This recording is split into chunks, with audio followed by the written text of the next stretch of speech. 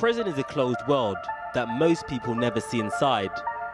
Cameras are rarely allowed in, and mobile phones are confiscated at the door. The government tell us that they are transforming the justice system in prisons like Pentonville. The Justice Minister, Christopher Grayling, says that he wants to create a rehabilitation revolution, but he also pledged to cut costs, and the prison service has been hit hard. Can the revolving door of reoffending be cut at the same time as costs? Since 2010, 7,500 frontline operational prison staff have been allowed to go.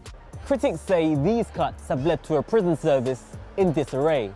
And now Channel 4 News has uncovered an online world of pictures and videos shot by prisoners of chaos and criminality. Big man! Inside what should be Britain's most secure institution.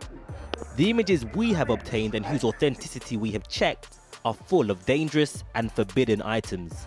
Here, a lock knife, a major security threat, appears beside an inmate. All of the images we uncovered were recently posted on a network of password-protected social media accounts, filmed by prisoners themselves, strictly against prison rules. These accounts have largely been recently closed down. Video appears to show cannabis, although it could be a synthetic cannabinoid. Here, big bags are being cut into smaller ones. Comments these prisoners have made on social media suggest they are for sale on the wing. And an inmate in Pentonville appears to boast that the price is 4 times the street value. But it's not just Pentonville. Inmates in other prisons even compare market rates. And it's not just drugs that are on show. This video is from another prison. The audio was distorted, but we tried to correct it. We see them notes. We saying we got notes in jaw. Here he flashes the cash before taking a sniff from the substance on his paper. Give me some change, man. We can't prove how these prisoners got this money, but what we do know is that prisons are supposed to be cashless. Physical money is banned. But these prisoners appear flush, and when you have money in prison, you can afford for somebody else to brush your hair. Money and drugs in prison, despite being banned, are an old problem, but these are new. Having a mobile phone in prison can carry a custodial sentence of up to 2 years. But on social media, they brazenly flout the rules, showing the phones that appear to have been smuggled in. These videos have emerged at a time many consider a crisis point for the prison service. And it's at this crisis point that not only are smugglers one step ahead of security, but that they publicly broadcast how easily these rules can be breached. So how do illegal items get inside? Neighbours of HMP Pentonville told me one route they've witnessed. In my experience, on a regular basis, and I would say every few weeks, certainly once in a month on a minimum, you'll see someone trying to toss a package across. The more sophisticated one is a line gets thrown over to the public side and someone will go and attach something to it. That's the sort of method that they use. But the sheer volume of contraband in British prisons suggests not all of it is getting in over the wall. Over 7,000 phones and SIM cards were seized in 2013. And recent Ministry of Justice figures revealed a sharp increase in drug seizures. Rehabilitation. This ex-prisoner has served time in several other prisons and writes an anonymous blog. He requested anonymity for fear of reprisals. The sheer amount of drugs that are available on prison wings, there is no way it could possibly be coming in through visits or throwing stuff over the wall. And I think this is the untold story of the drug problem in our prison system. It's the corrupt staff who are at the heart of this.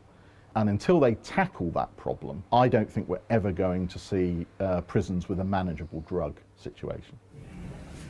We put this allegation to the chair of the Prison Officers Union after showing him our footage. Are there staff who are corrupt? I'm afraid there are staff who are corrupt in every walk of life. The prison service has a robust no-tolerance policy on staff who are found to be corrupt. Very few, but only a very few, can obviously cause problems within an operational environment. He told us that 7,000 frontline staff have been let go since 2010, and as a result, intelligence-led operations are impossible, and even basic searches are not taking place. As we continue with further cuts, you can only anticipate that the situation will get worse, and situations that you've illustrated here today will become more commonplace. And I think that's a frightening prospect. And of course, it prevents what we've all been promised and what we'd all buy into, which is the promised rehabilitation revolution. In response to our report, the Ministry of Justice said this: "We will never tolerate the use of contraband in prisons and will continue to clamp down on the use of any illicit items or substances. Any prisoner who is caught or suspected for smuggling prohibited items will face tough consequences, which could include prosecution and a further sentence, closed visits, up to 42 days added to their time in prison, or confinement to their cell for up to 21 days with no association time." Despite this warning, several accounts we accessed are still active. But this account from Pentonville has now been deactivated. The prisoners behind it were identified and most of the items were found. As a result, they were placed on report, segregated, and the charges referred to the police for investigation. Nevertheless, these pictures reveal the systemic failure of prison security. They also provide a unique portrait of everyday life behind bars.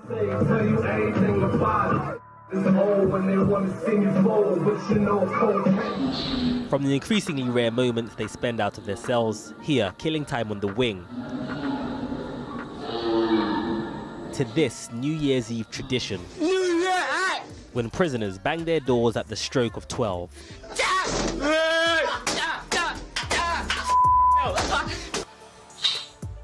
In this video, a prisoner is given an unconventional wake-up call.